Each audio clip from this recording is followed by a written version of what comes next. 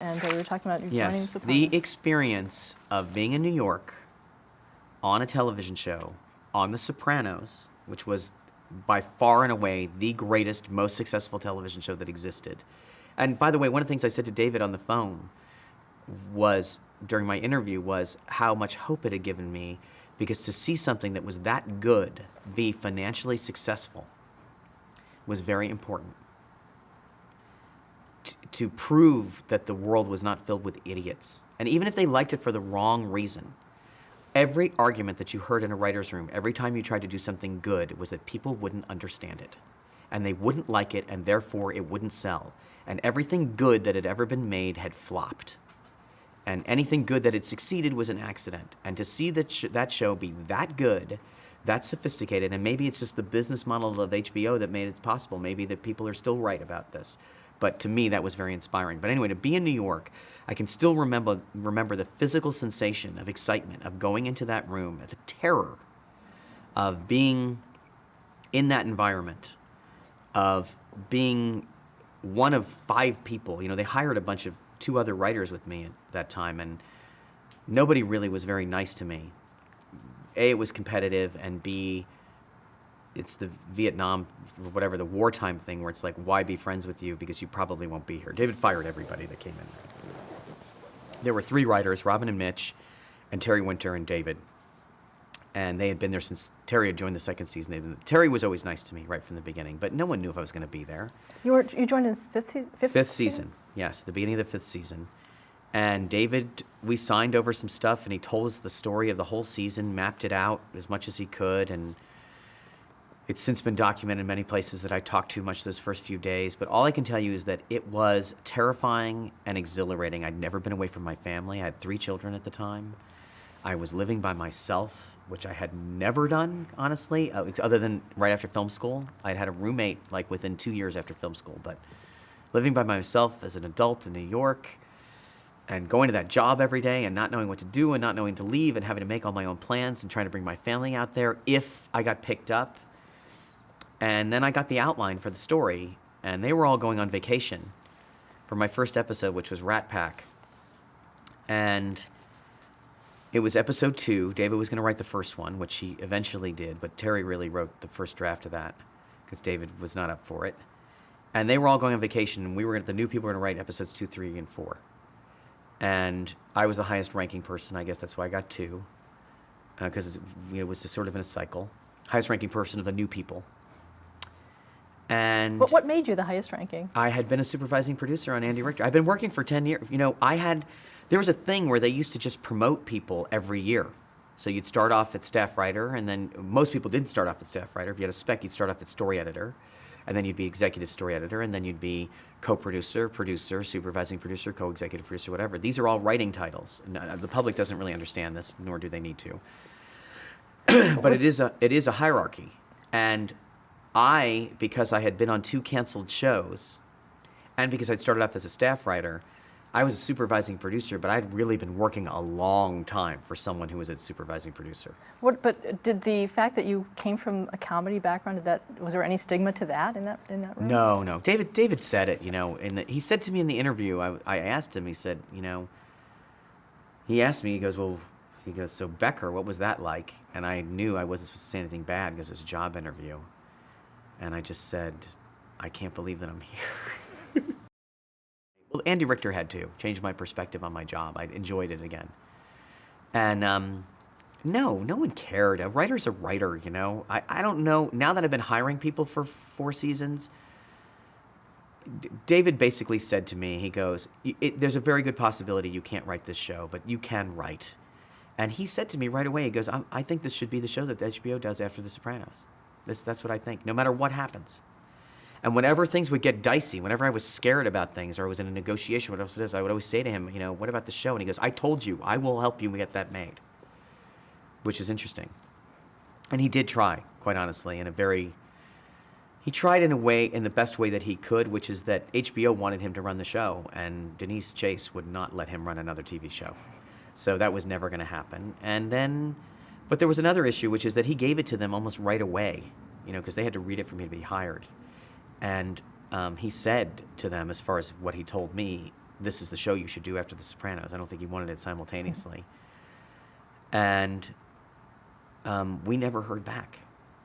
And it got to be that I couldn't even ask him about it because it was kind of insulting to him that they hadn't read this thing that he gave them. How much stuff did that guy give them? Like nothing, you know? But anyway, it was terrifying. And when I got that outline, it was very sparse. And I sort of went through it with David, and I went off to write, and everybody else went on vacation. And it was over Christmas vacation, and I went back early, and the script was due on my wedding anniversary, so I missed that. And I remember turning the script in and waiting to hear, and knowing that I had to stay in town and wait for him to read it. And I went in got called to get my notes, no information. You just come in on Friday. I went and saw a bunch of movies, you know, which I couldn't concentrate on because I was freaking out, like, what's going to happen? What's going to happen? What does he think? What's going to happen? And I know I'll get another draft. And I was walking into his office to get my notes, and another writer was coming out of his office, and it was a very long hallway, and I said, how did it go? And David could see us passing. It wasn't like we could stop and talk. And as we're passing, I said, how did it go? And he said, I got fired. So he did get another draft after much begging and pleading after that. But David put Terry on it right away, and Terry was writing a draft while that guy was doing his draft. And I went in there, and I didn't get fired. And he actually said a lot of nice things to me about it, and he said the story was fucked up, and there were all kinds of... He was very negative about the whole script, but he liked the writing. To the point that he actually gave me his draft, his copy of the draft with all his notes in it, which he wouldn't do. I didn't know this, but he wouldn't do if he'd written, this is awful in it. And there were some stars in it, and there was a moment where I knew that something good had happened, where he read one of the speeches that was in there. It was the speech that Junior says to Tony, and the story changed so differently than what you saw on the air because it's a TV show. You know, I wrote draft after draft after draft, but it was a speech where, and by the way, when I was writing this script, I was like, you said you wanted to write. Watch those episodes. Give yourself the time. I finished the draft 3 days before it was due so that I could let it sit for 24 hours and rewrite it. Like, that's my first draft. Like, I'd never done anything like that in my life. I would just, like, you know, especially by my 10th episode of Becker, I would just, like, here it is. Let's go. Let's put it up in the room and go ahead. Let's all fix this. I mean, I cared about what I was doing, but not like this. Also, he had given me so much less to do. He had given me so much less input. There was like a line of dialogue in a sentence, you know? And the scene was, you know, they get a phone call. Tony's visiting Junior, and they get a phone call that the mob boss has died. And Tony sort of makes fun of Junior. Junior gets all, you know, miserable and self-pitying. And there was this line that he had at the end of it where he says, you know, Junior says, you know, you laugh at it now, but it's like that game, Crack the Whip. From when you're a kid, you run around like an idiot, and then somebody lets go, and you're next. And David said, he turns to me and he goes, this is very good. Just like that big. And as I was walking out, Robin Green says, he never says that. She was angry about it, actually.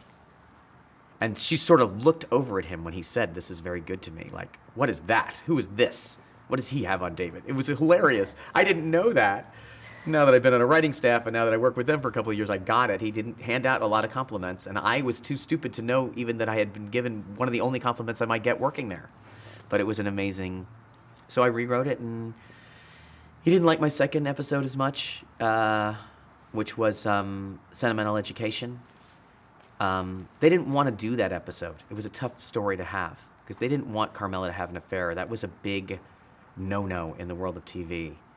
Like, men could cheat on women as much as possible, but you could not have a married woman have an affair against her husband. It basically destroyed the character. The audience would never forgive you for it. Now, was that your idea? Or was No, that part no, of the... not...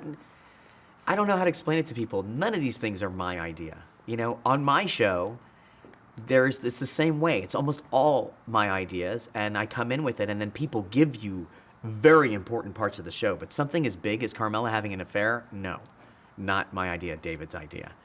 And it was the end of the road for this dynamic. You know, Carmela kept having these flirtations and not acting on it. So what were they going to do with her? This is what had to happen. and they were separated. There was a lot going on because Whitecaps was the episode, the finale from the season before. It was they were broken up. Now, how much did you know about the arc of the season? For the whole season, I knew everything, except for he lied to us about the ending, because it was supposed to be the last season of the show, and he told us that it would end with Adriana driving away and seeing the New Jersey in the rearview mirror, and he already knew he was going to kill her, but he did not want to tell that to a bunch of strangers. I did not hear the real version of the story until my option had been picked up. And the funny thing is, I've always teased him about it because his fake scenario that he gave to the new writers was very good. And I teased him about the fact that it had to be really good, that his ego was too big for him to give us a shitty version of the season, even though he was never going to use it. But it was not as good as what he did. And he didn't like the second episode, so I was on thin ice. I didn't know how thin ice I was on, but they all went on vacation again, and he gave me the episode that became Unidentified Black Males, which was a very Blue Velvet kind of environment. We talked about having the summer job, and originally Finn was working in the pork store. And so I wrote this script while they were all on a break in the middle of the summer. My family was out there already, and I was at a point where he was supposed to pick up my option. It was the law that he had to pick up my option, and he didn't. He said, I want to see another script. So I was kind of pissed off also. And I turned in the script, and I literally said this out loud. This is the best I can do. If you don't like it, then I probably shouldn't be working here. And it was not contentious, believe it or not. It was like, I really think this is good, and I think this is what we should be doing. Not that you need my help. You've been doing great by yourself. It is part of your attitude. You're there to work, and then like, he doesn't need my help. I'm going to right. As good as I was for that show or whatever, or Terry, you still could have taken us out of there. It would have been harder for David, but that show still would have been what it was. I do believe that. But anyway, he did like it. He loved it, actually. And he renewed it. And I still worried every time I turned an episode in. And we were off for 16 months at a time or whatever. But I loved working there. I loved watching him break the story on the board, watching him get amused, hearing stuff that he thought of in the shower, that he solved problems, finding out months, sometimes years later, that something that was this amazing idea that he had was actually something that had happened to him. Trusting the audience, not caring if everybody got everything. We wrote that dream episode that season. David wanted to do it. David wasn't sure he was going to get dosed by LSD or whatever, and I was going to actually take LSD to write the script, and my wife was like, I've never taken it. My wife's like, you are not taking LSD for The Sopranos. Forget it, for your stupid job. Everyone who's ever met me knows that I should never take LSD. Anyway, I think I bargained it down to mushrooms, and I still didn't do it. But I felt very involved in the fact that I encouraged David to do that episode because the vibe in the room was against it, that it was pretentious or that it could flop. And I was like, why would you have this show? What do you have to do to prove to the audience that you are the best at what you do and that they should just watch what you're doing? And I also sort of established some ground rules. We watched some Buñuel, we talked about it a little bit, and the ground rules were my litmus test, because I wrote the first draft of that thing, and I wrote it while I was alone in New York and very homesick. And you can smell it, you can smell that in that script, him in the plaza and all that stuff, him checking into the plaza and the way that feels. That was really happening to me. I wasn't checked into the plaza, but that was really happening to me. I missed my family. I felt like I was dead, actually, which is a great place to write a script from. And my rule was we would do this dream, and the basic rule was it had to happen in this order. And that if you could take any scene from it and put it at the beginning of the dream, then it did not work. It had to have a narrative. Dream logic, which David basically his whole world is based on that. And we're both big fans of the unconscious and the subconscious, But he, did a huge rewrite on it. and made it 1,000,000,000 times better. I put in a lot of weird stuff that we ended up shooting, and some of it came from the room. But he really made it a mafia guy's dream. He really did. It was something astounding. And then Alan Coulter came and directed it, and it was a great experience to work with him. Were there things that were shot that didn't end up in the final piece? No, not that I remember. Not that I remember. The last thing, I mean, the genius of David Chase, the thing that blew me away was at the very end of the show, he wrote that conversation where Tony woke up and talked to Carmela on the phone. That was not in my draft, nor was the part about the coach. Mine ended with him waking up and calling Carmela, but it wasn't the same thing. But he ended with this thing where they hear the dog barking, and Tony says, the whole purpose of the episode, I mean, they have these thematic things. The purpose of the episode was to get Tony and Carmela back together. And how we're going to do that without him rescuing her or whatever. And the idea that Tony would have this dream that would tell him that he was supposed to be back with his wife was a great, amazing idea. We worked really hard on that, and that was like when I realized I'm working with one of the most exciting people that I'm ever going to work with, that is fearless. And he's not fearless, but I feel like I gave him, through my arrogance and pretentiousness, I gave him the courage to do that episode. I take credit for that. I don't think he would deny that, actually, because he really, there were voices in the room that just said, this is a really stupid idea. Can you talk about that room, how it all operated? It's very different than a comedy room. A lot of silence. Very small. You know, once people go off on draft, sometimes it's just David and you. Terry and David and you. Robin and Mitch and David and you. And when David left, we would try and work, but nothing ever happened. He never really liked anything that happened at that point. We had an area. They had a list of stories on the wall that they wanted to do. He had a plan for the season, and we would just talk. And there was a lot of silence. And my joke about it was that David would lay on the couch until he was so sick that he would get up and vomit the story up. But once the story was going, it would be going, and it would be a joy. And I use the same method that he used. Someone else writes it because I don't always write it on there, but we do individual beats for each of the stories, and then we cut them up with a piece of paper, with a scissor and a piece of paper. And I mean, that's the technical part of it. I don't know what anybody cares about that. That room was scary. It was scary as shit. I never felt comfortable in there. I always felt exposed. It was too quiet. And David is a very intense person, and you're living in his personal space. And I don't think I do that as much to my writers. I don't think I'm quite, you know what? I have no idea, because he didn't know he was doing it either. But you really become involved in their life. You know, I had that line where Megan said to Dawn this year, I know everything about you. I'm living in your head. I was living in David Chase's head. And, if I had a reservation to go home, I never talked about my life outside. Never. Never talked about missing kids' birthdays or any of the hardship I was going through being by myself there. Because my family came back and forth, but of the 4.5 years I was on the show, I was alone for probably 2 years of it, 2.5, And, but like David had a reservation at 8 o'clock, you'd find out from his assistant.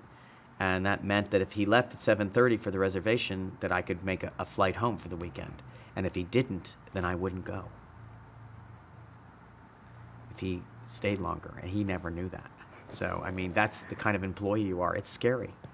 Were you and intimidated? drafts would come in, and people got fired, Robin and Mitch got fired when I was there. That was, shocking, because David fought with her all the time, but it was...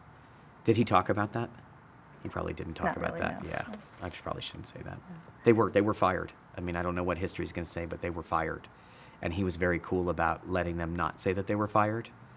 But they were fired, and it was brutal. Did you have a fear that you could be fired at any moment as well? Yeah, Terry Winter's joke was, you're only as good as your last envelope. Yeah, you never know. I would have bought a house if I'd known I would have I didn't know how long the show was going to go on. I didn't know when the season ended, when it would come back. You just give all that over. You just give it away. Yeah, I worried that at a certain point, I mean, the last season, I knew he needed me. And when I told him that I was making the show finally, that AMC was making the pilot, he was so happy for me. And part of it, I think, was him saying, like, to HBO, good, hey, you missed this. And part of it was him saying, like, fantastic, that's a great show, good for you. And then the next thing that happened, he said, so what about next season?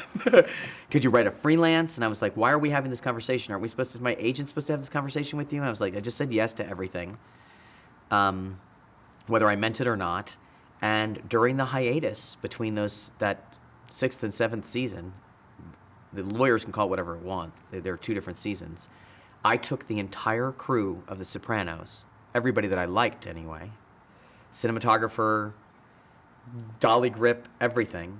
Scott Hornbacher, who had been a producer there. I took the entire crew and put them to work for 3 months making my pilot. And then we went back to work and finished The Sopranos. And they waited for me. AMC waited for The Sopranos to go off the air for me to come back and do the show. As you were an executive producer on The Sopranos as well. I asked for that.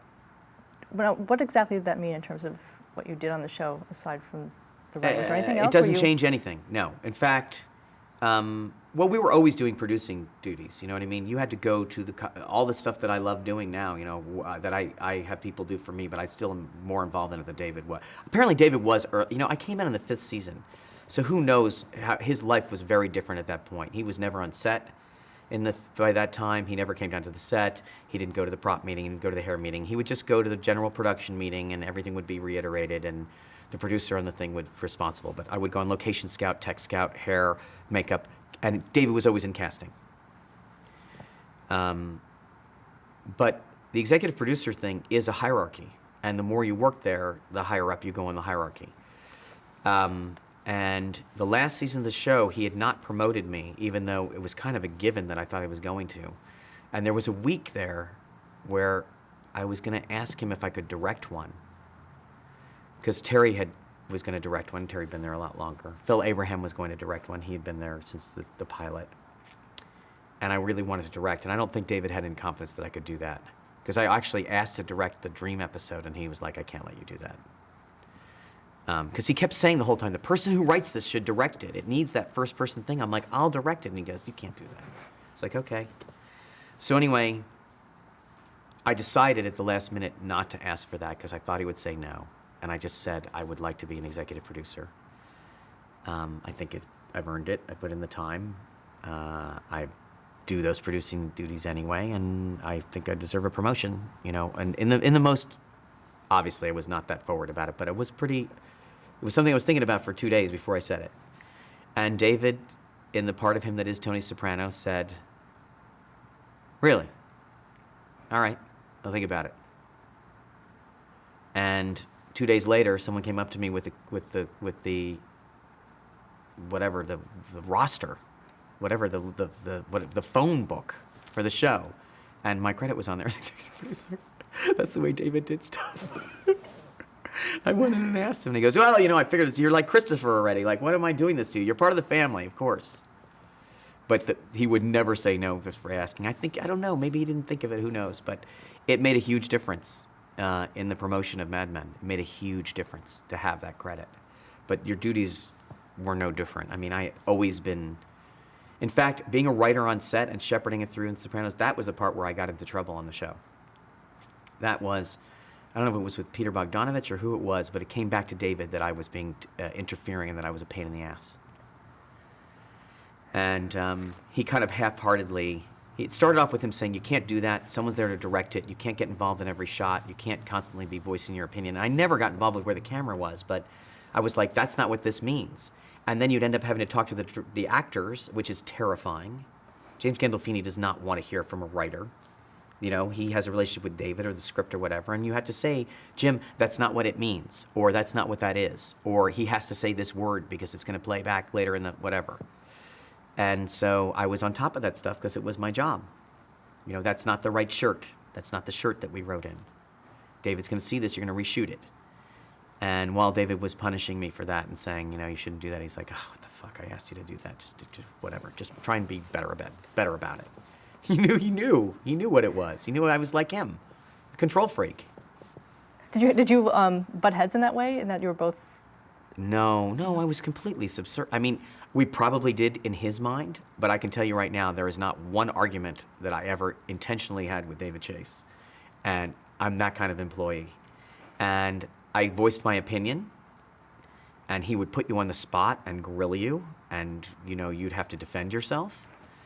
But no, if we butted heads, it was completely by accident, and it was something I would retract from immediately. The guy was like my idol, and the show was running perfectly before I got near it. And it was not like, why aren't we doing that? Why aren't you doing the good version of it? He always did.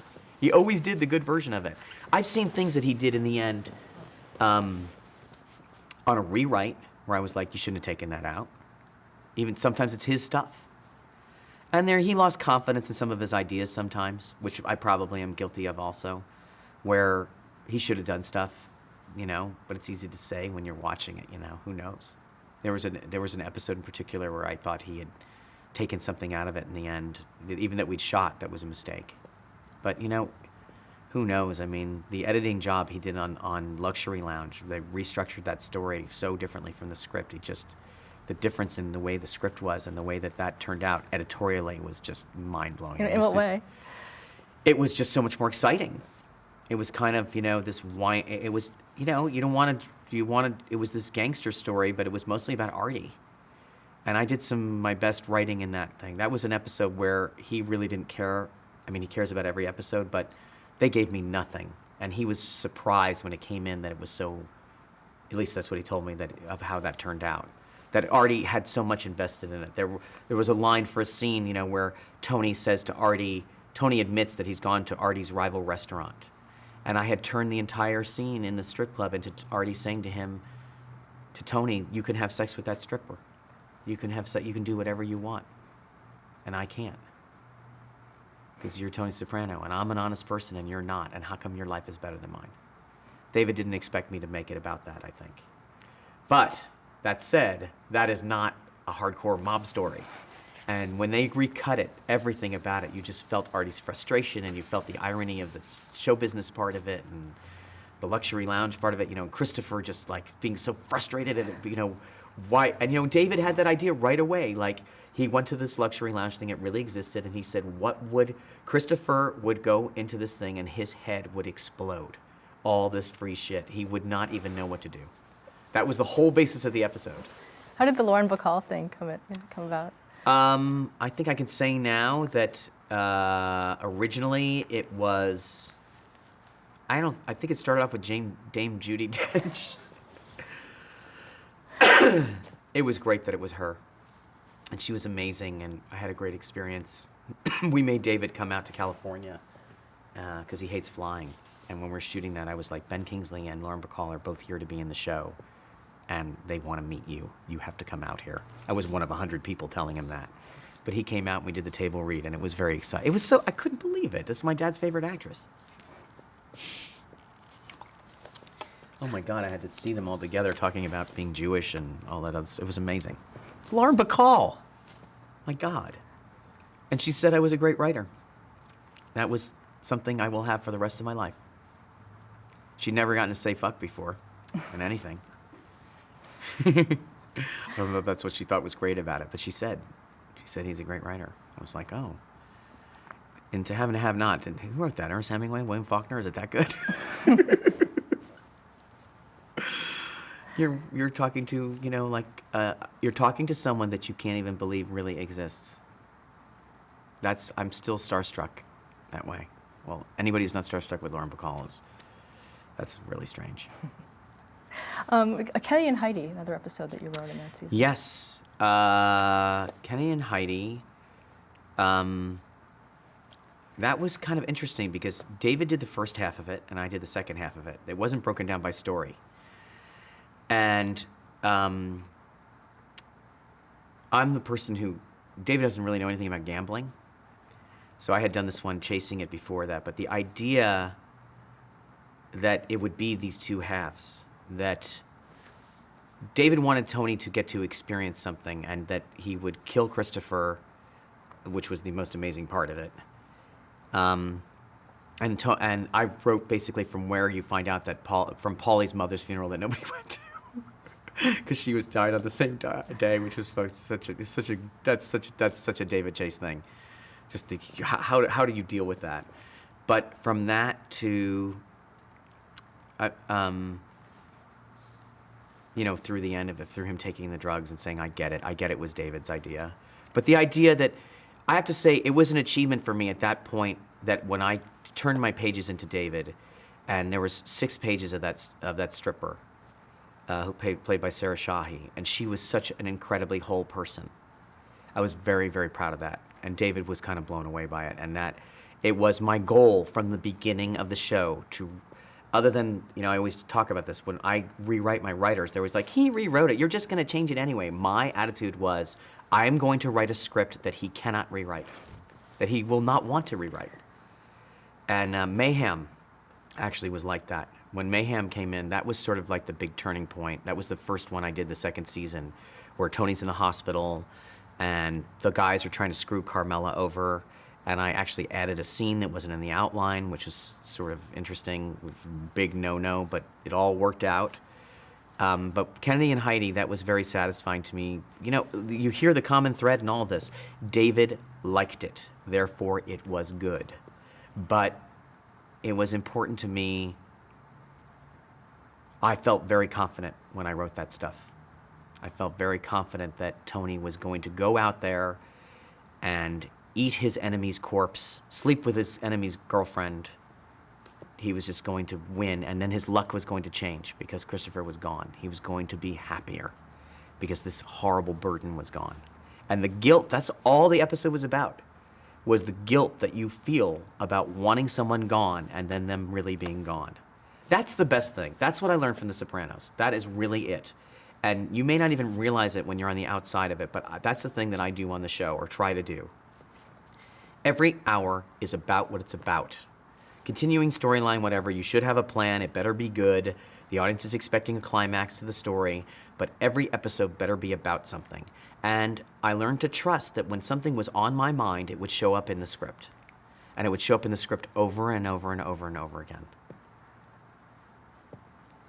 The Blue Comet, the second last episode. What was it about, actually? Why don't we start right there? The Blue Comet?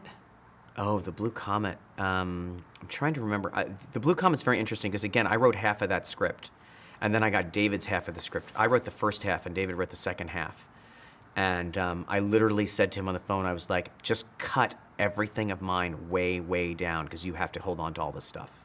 Because his thing was just mind-blowing. The descriptions were amazing. It was all coming out. It was the last episode of the show, basically. It's where all the murder happened and everything. And then there was this Made in America, which was amazing, which was the real ending.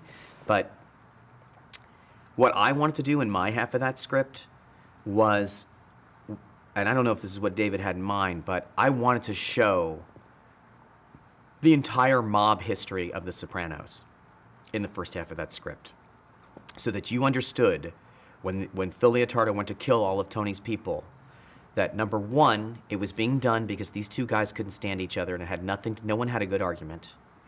And number two, that there was a reality to the entire history of the show. You heard about Carmine.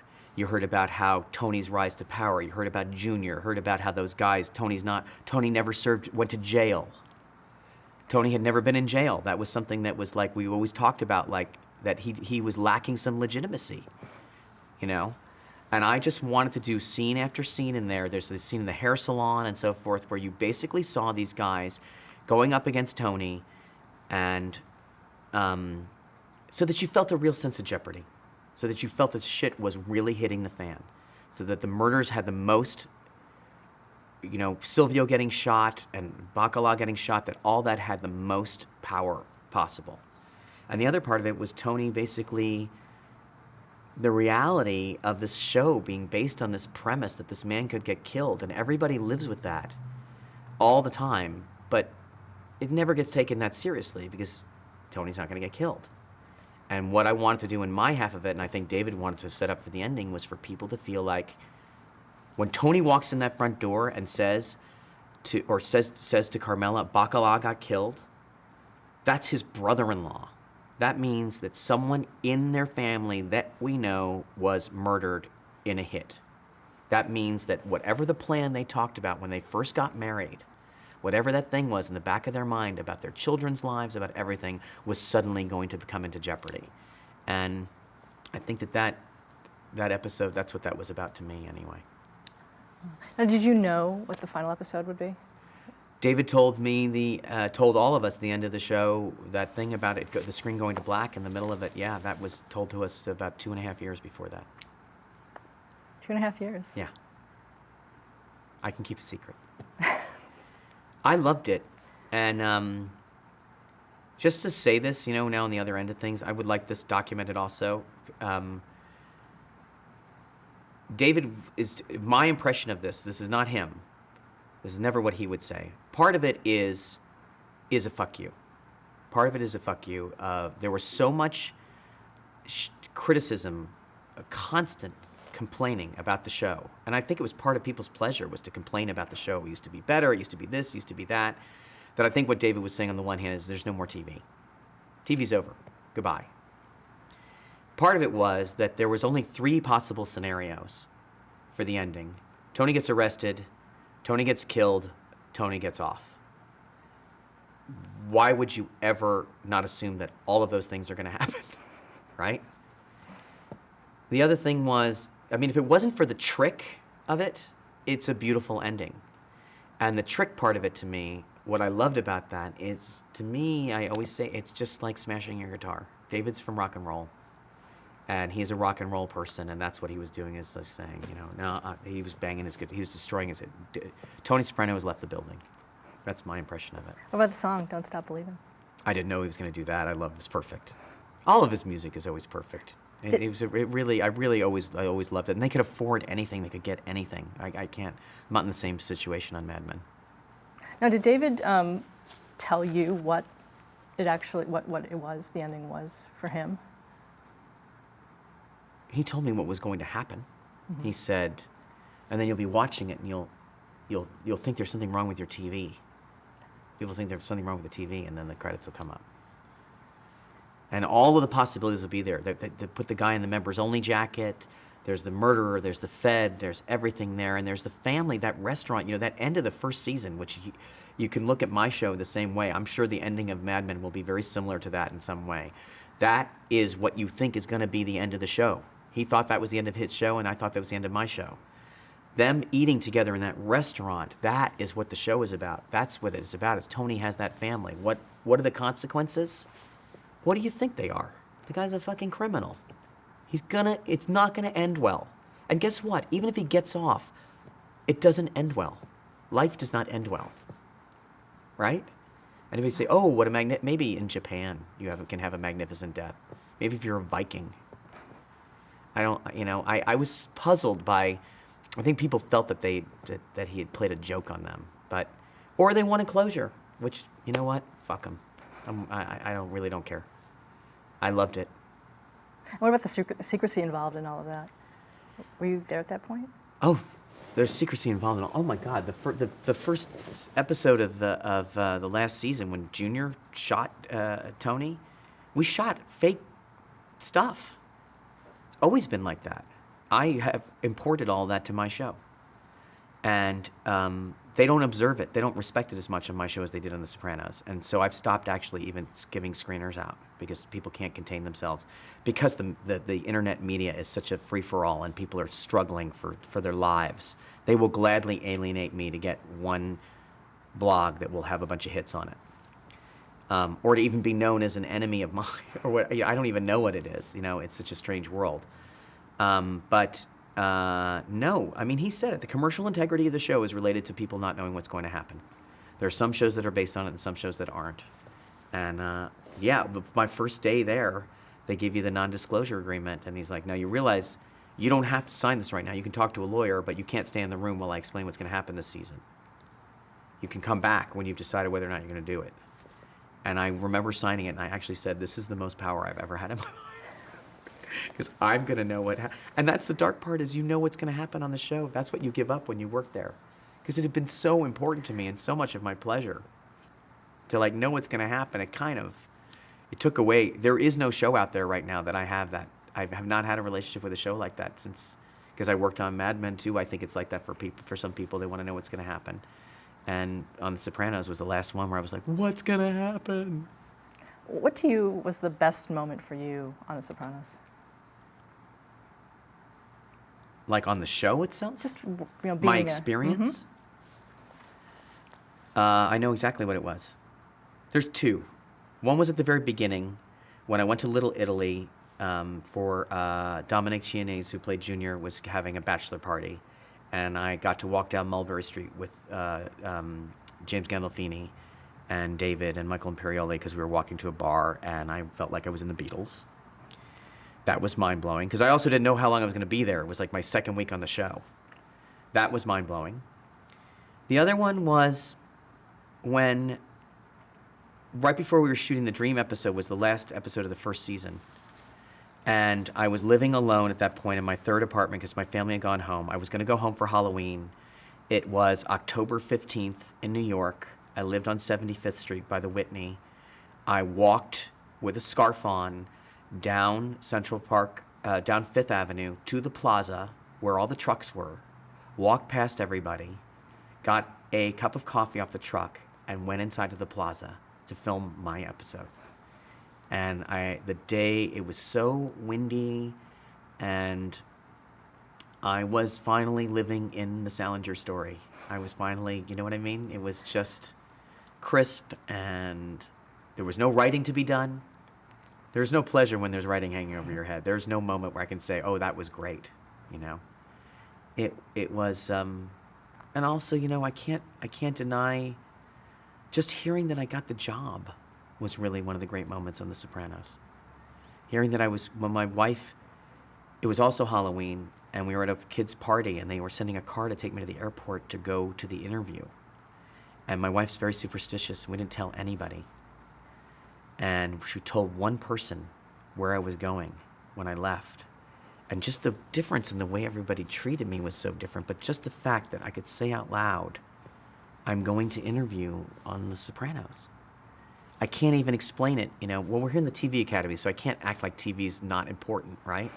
But it was a career moment. It was such a vindication of my, you know, the struggle that I was going through, and it was such a joy, and it was such an experience of no matter what happens, I knew no matter what happened, good or bad, that this was something I was going to hold forever. And I really mean that. People say that, and they don't mean it.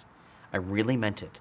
That even if I hadn't gotten the job, even if I had gotten fired right away, because everybody gets fired from there does great, actually. I was validated in some way by, you know, the fact that David Chase thought I was a good enough writer to bring me out there meant something to me. You also appeared on 2 episodes. Yes, I can't even explain what that is. I never knew if he was making fun of me or not, I'll be honest with you. I just know that he needed somebody really arrogant and obnoxious, and he kept describing it that way, and we were in the auditions, and then he asked me to read, and I was like, I'd love to be on the show. Sure, what the hell? I don't think that's a compliment. And my last question on The Sopranos is, what do Yeah. you think is the legacy of that series? It'll take some time to shake out, and I know that The Wire is similarly revered, or even revered more than The Sopranos right now, mostly because it was unrecognized, is my belief. It's a very different thing, The Wire. It is not cinematic. It's amazing, amazing television, a great piece of writing, and it is novelistic. And the individual episodes they must be put together. You don't even know when it's going to end when you're watching it. And it's a great study of real life, and it's got great politics, and it's a great show. The Sopranos is, to me, the first time since Roots that television completely exceeds the movies, that it really changed the entire idea of what the expectation was for television. And I think one of the great artistic achievements, changed the business model. I think it will always be seen as the groundbreaking moment in this, you know, it's in Berlin Alexanderplatz television, whatever, in this format of the 13-episode mini novel with adult themes, subverted genre, recognizable people. I mean, my show's a period piece, but to see a show like that that did not lie about human behavior, you know, where the gangsters are portrayed as bad people. I don't mean like evil people. I mean selfish people, lazy people. That's just not part, you know. And just the depth of the storytelling. And, you know, even when I finished the first season of Mad Men, I remember people saying like, well, you're up there, you did it, the show's great, you won the Emmy, whatever. I was like, that was when I realized, like, talk to me 7 seasons from now. The fact that he did that many great episodes too, that's the other thing about it. It's not just the idea itself and the complexity of the idea and the amount of money and time that went into it, and the artisticness nature of the idea. It was the fact that he kept doing it. That's something that should not be discounted either. I think the legacy will be that it's the greatest TV show ever, especially for people who, again, know what was there before. Now, going forward with that, when you got on the show with your Mad Men pilot, yes, which I don't think people know. If you hadn't been on The Sopranos as a writer working with David, how different do you think? Oh, Mad Men would have been a piece of shit. I'm pretty sure. Would have been different. I definitely didn't have the confidence to tell subtle stories. I love subtle stories. I just didn't have the confidence. And I think it also would have been, I would have adopted a safer posture, a more ironic posture. You know, a more, I look at like the Horseshoe, the movie that I was writing that I sort of based it on, that I used a lot of Don's backstory, was really like Garp, or like the Tin Drum, or aspiring to be like that. Garp, the Tin Drum, 100 Years of Solitude, this sort of magic realism where like coincidences like they happen in like Kurt Vonnegut, that the idea that there was an irony, that there's this omniscient thing, and isn't it funny how perverse life is, and how these things are sort of piling up on each other, and how this guy's life was. And after working on The Sopranos, I was like, you know what's way harder to do? Reality. And all of the drive that I had, and even in The Sopranos, all of my interest in telling a psychological story, which people say cannot be done in movies. You know that. It cannot be done. That's kind of internal. I've been telling an internal story for 52 episodes now. And people say, literally, writing teachers at the highest level will tell you that this is impossible. Of course it's not.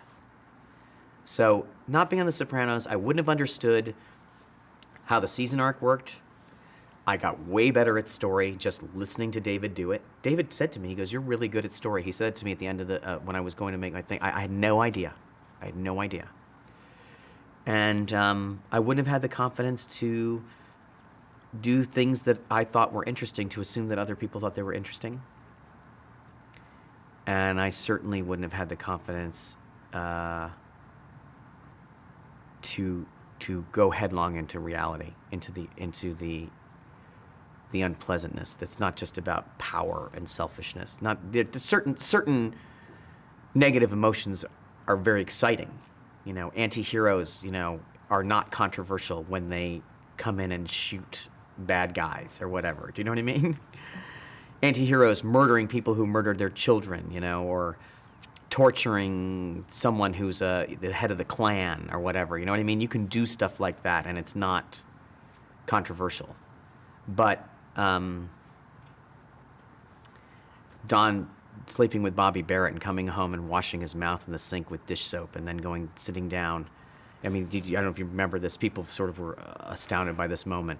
Washes himself with dish soap and washes out his mouth and sits down, and then Betty hands him his watch that she picked up that she got monogrammed for him. That I'm a piece of shit feeling. Or Faye this year coming to him and getting him vinegar sauces and beans. And you see how guilty he feels. That kind of stuff, I don't think I would have had the guts to do that. I think it would have been much more procedural. I think it would have been more like West Wing, a little more surface sort of, a lot of smart people talking to each other, and how do we outsmart the public, and they're a bunch of idiots and we're not, and this is not shitting on West Wing, it's just a different kind of show.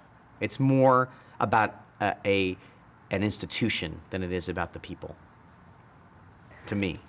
Now, when you wrote that pilot, or actually just as when you went to AMC with it, how much of the rest of the story did you have? Did you have the pilot? Well, I had nothing when I gave them the pilot, and talked them into making the pilot on some level, but they wanted to know what the rest was there, and they wanted to know who his Melfi was. They wanted to know who he was talking to. I'm like, I don't think you understand. One of the rules about this era is that this man doesn't talk to anybody. He doesn't share. I guess I could give him a bartender or something, but what's the point? He shares with strangers. He does. He shares all the time, but only with complete strangers, which is what you would do. So then they said to me, well, we want to know the rest of the story before we buy this. That was like in July, like in June. And I said, okay, well, let's have a meeting at the end of August. And I had a script due and everything. And at the end of August, I'll come in and tell you the rest of the story. And then I just freaked out. And I was like, I guess I'll go in and bullshit, talk about the era, talk about the Duncan Hines egg and the cake mix. I don't know what I'll do. I'll talk about his family life. Maybe I'll do it. I'll tell them some Cheever stories. I don't know what it is. I started looking through my notes because I remembered I'd had some ideas when I was writing the pilot. And that's when I came across the script, The Horseshoe. And the last page in this script, which I had written at that point, I think 6 years beforehand, I had abandoned it at page 80. The last line in it was Ossining, 1960. And I was like, oh, he's that guy. Now I know what it is. And so I told them the story that you saw the first season, that it was going to be revealed that he was not who he was. And then I told him his backstory. We were at some restaurant in New York, and as I was telling the backstory, Rob Sorcher, the head of the network, as I get to it, he goes, holy shit. And I was like, oh my God, that went well. And then I worried about executing it when we got the season, show up. That's why I put in the thing about the Purple Heart. That was something that wasn't in the original pilot, was him opening the box and seeing the Purple Heart. And you hear some of the war in there. It wasn't to reference the man in the gray flannel suit, which, by the way, I've never seen, okay? Or read the book. It's embarrassing. There's a bunch of stuff that's influenced the show. I shouldn't say that. I think I have seen the movie, and we definitely watched pieces of it. But there are so many other movies from this period that have way more to do with that than the man in the gray flannel suit.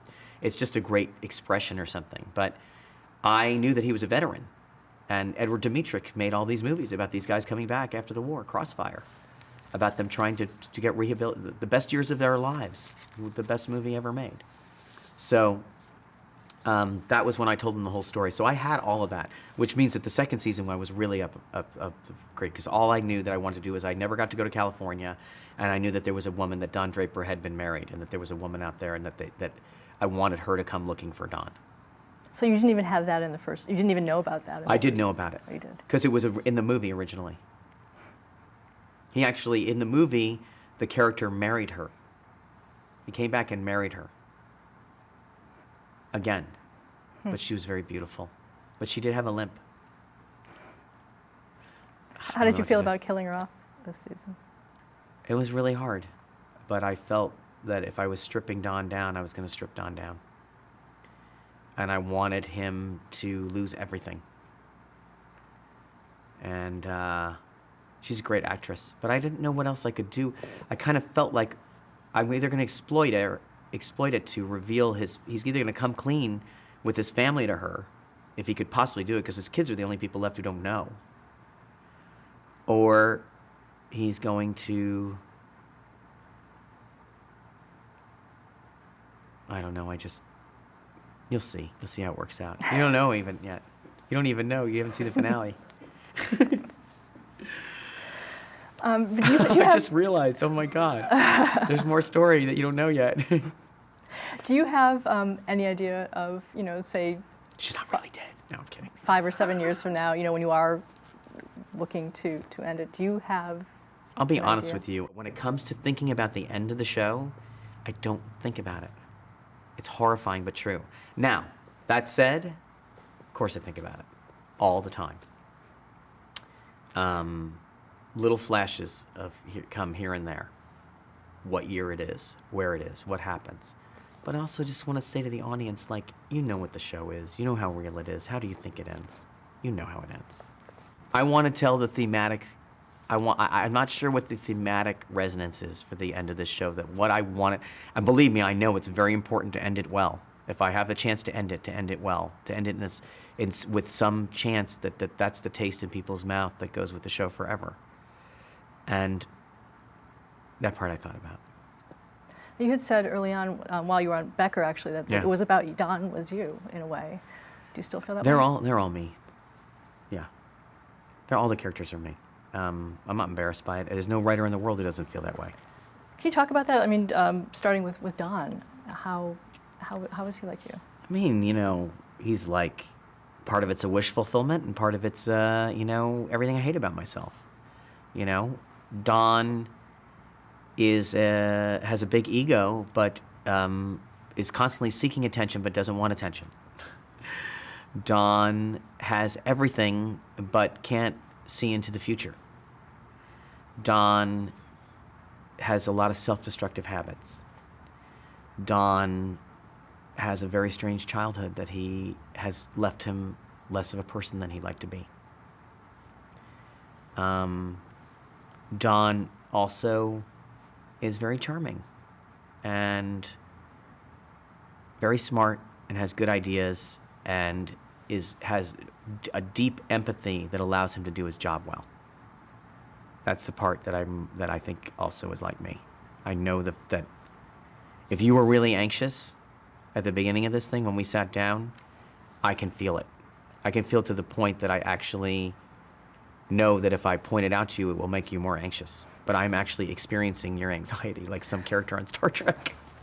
I really am. I think Don is like that. And I think that my almost sociopathic inability to see the world the way other people do, to assume that there is a right way that things are, has allowed me to be very open-minded creatively. You know what I mean? Yeah. Let's stop there and change Okay. tape.